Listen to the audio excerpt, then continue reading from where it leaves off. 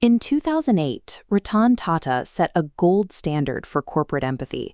Following the Taj Hotel attacks, he granted the families of deceased staff full salaries for life and free education for their children.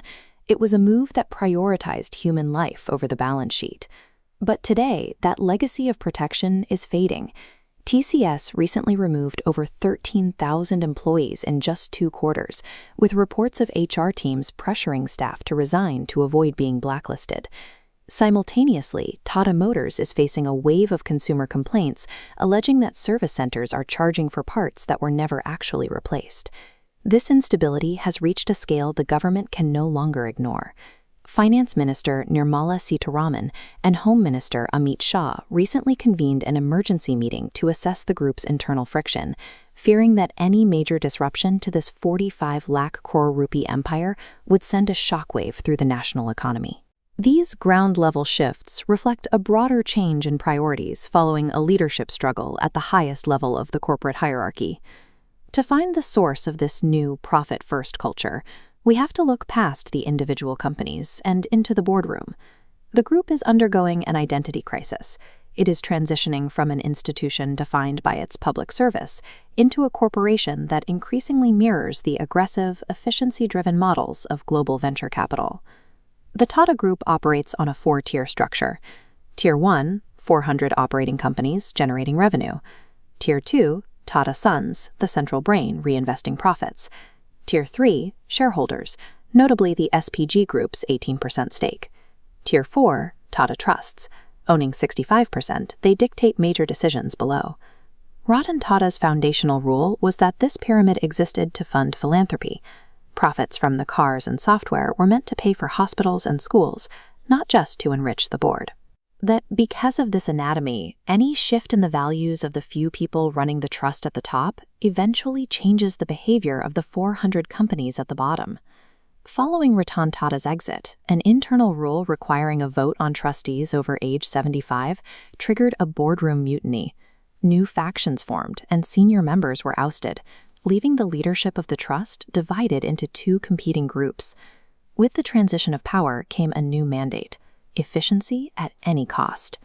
The board began prioritizing immediate profitability, signaling a shift away from the patient capital approach that once defined the group.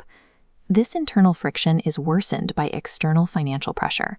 The SPG Group is trapped, carrying 60,000 crore rupees in debt, but strictly forbidden from selling or pledging their 5.4 lakh crore stake to pay it off. Simultaneously, the RBI is pressuring Tata Sons to launch an IPO due to their massive market debt. It's a move Ratan Tata fought for years, fearing public investors would abandon the charitable mission for quarterly dividends. The combination of a divided leadership, trapped shareholders, and regulatory pressure has created a crisis.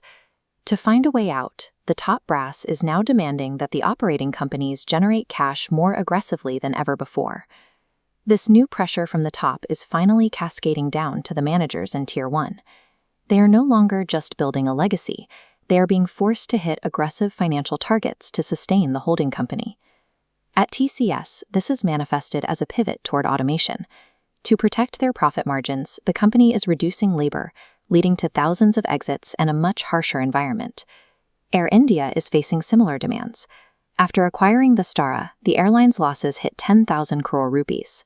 Trustees are now pressuring management to wipe out those losses by matching the ruthless operational efficiency of budget competitors like Indigo.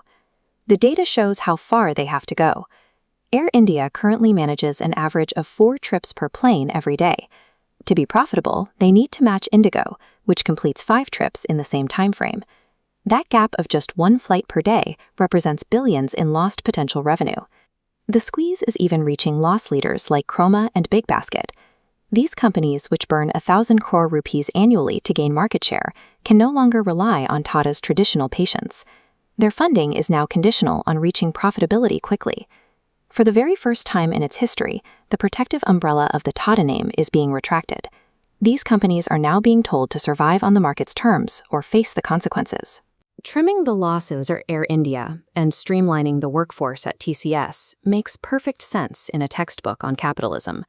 These are standard moves for any corporation looking to stabilize its future. But the true value of the Tata Group was never accurately captured by its stock price. It was built on the public's belief that there was an Indian institution that would protect its people, even when it wasn't profitable to do so. By prioritizing clinical efficiency over its historic legacy of empathy, the leadership risks losing the very thing that made the group indispensable to the nation. If the Tata Empire becomes more profitable, but loses its unique soul in the process, it may survive as a business, but it will fail as the institution Ratan Tata spent his life building.